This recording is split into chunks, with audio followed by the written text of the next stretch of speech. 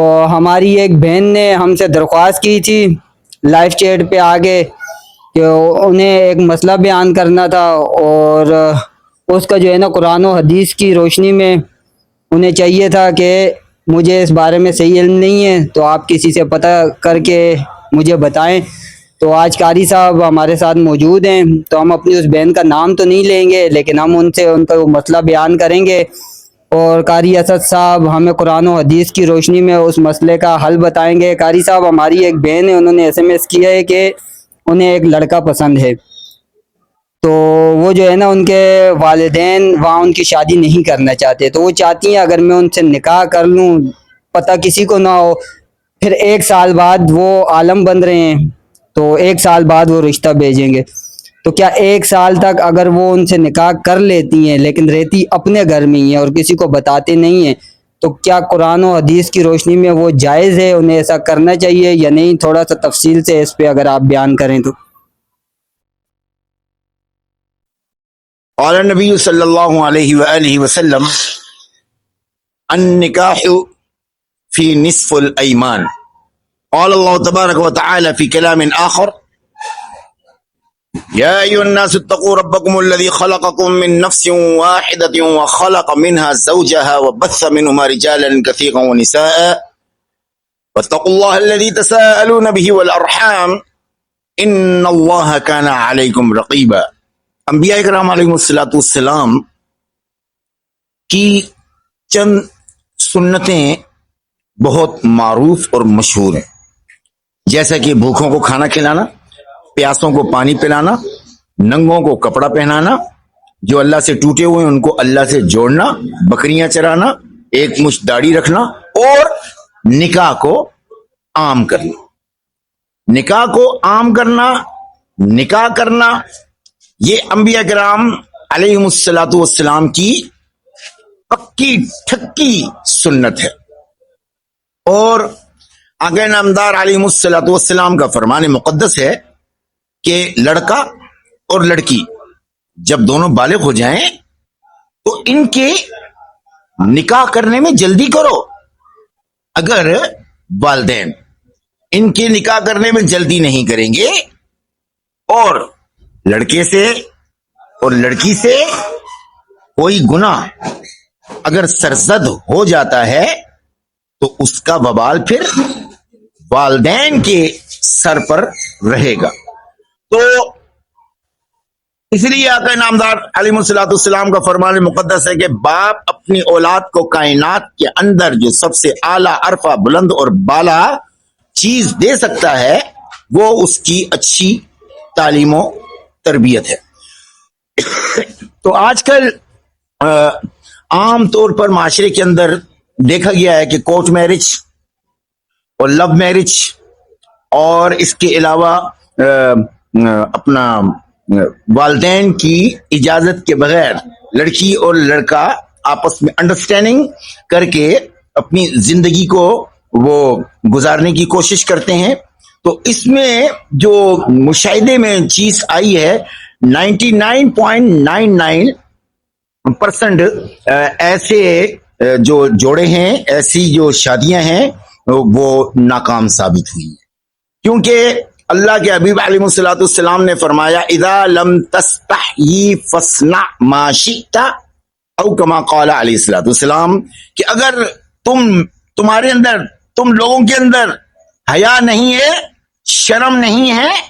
تو تم جو چاہے کرو، جو تمہارے دل میں آتا ہے وہ کرتے جاؤ۔ تو شرم اور حیا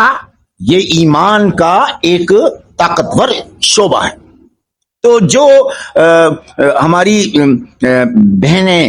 بھتیجیاں، ہماری بھانجیاں جو سی ہیں، وہ اگر ماں اور باپ اور اپنے سرپرست کی اجازت کے بغیر اپنی ازواجی زندگی کو کورٹ میرج، لو میرج کے ذریعے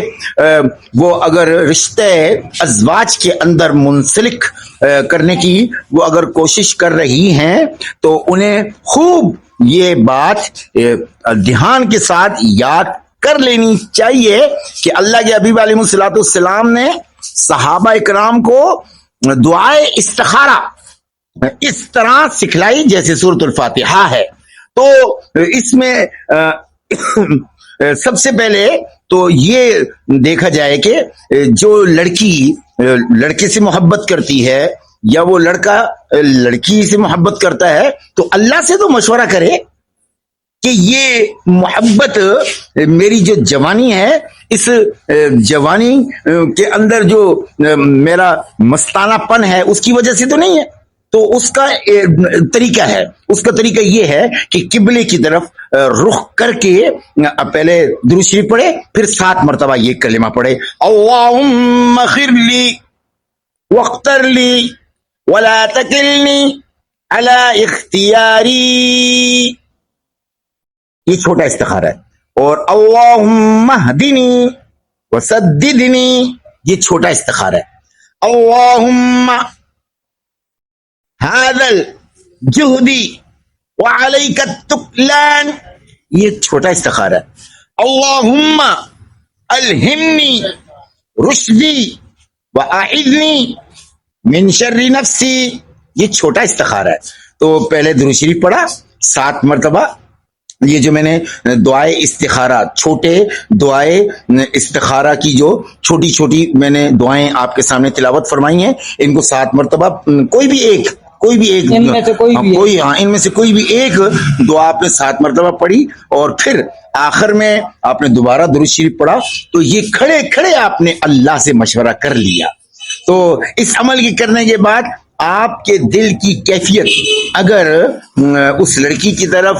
اس لڑکے کی طرف مائل ہو رہی ہے تو سمجھ لیجئے کہ اللہ کی بھی منشا یہی ہے کہ یہاں آپ نکاح کر لیں. تو ایسی صورت میں وہ لڑکی ہو یا وہ لڑکا ہو وہ اپنے والدین سے مشورہ کر کے جو اسلام کا طور طریقہ ہے اس اعتبار سے,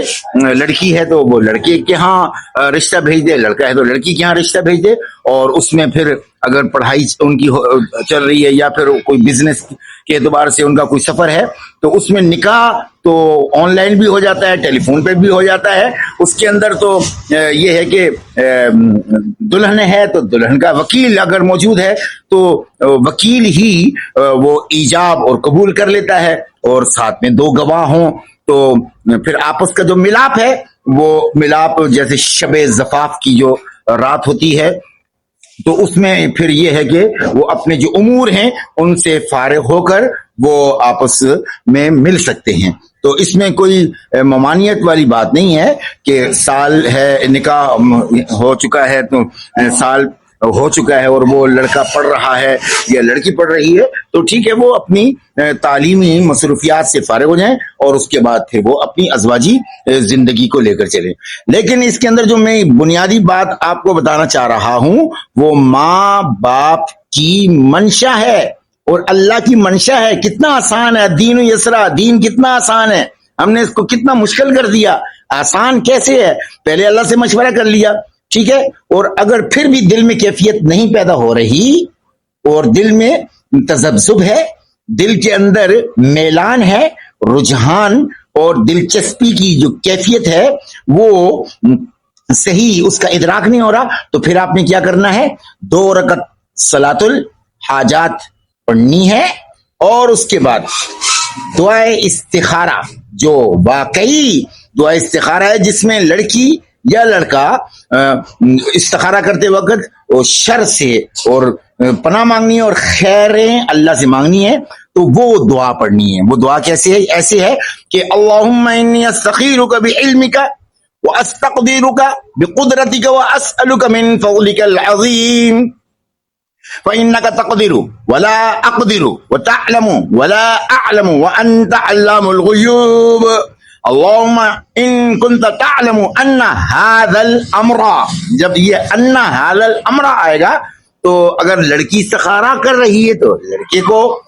تصور میں لے کر آئے, لڑکا استخارہ کر رہا ہے شادی کے اعتبار سے تو وہ اس لڑکی کو اپنے تصور میں لے کر آئے اور هذا الأمر پر تصور میں لانے کے بعد وہ یوں کہے خیر لی فی دینی و معاشی و عاقبت امری, اے اللہ اس کو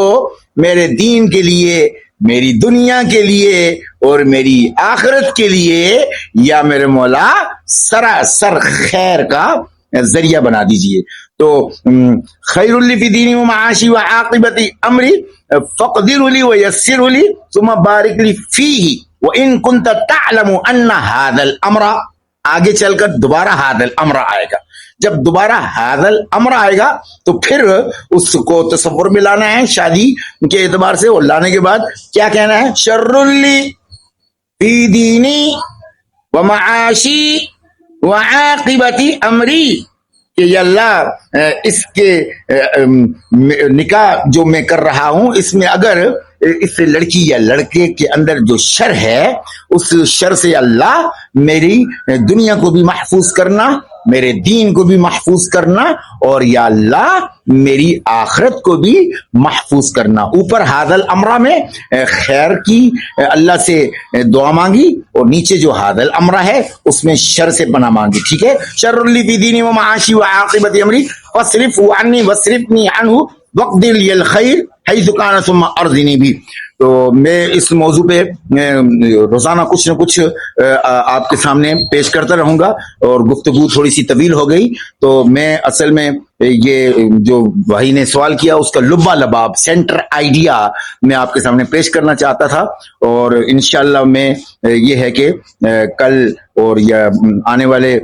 دنوں میں اسی موضوع کے اوپر میں بات کرتا رہوں گا, تاکہ اس موضوع کو کھول کر امت کے سامنے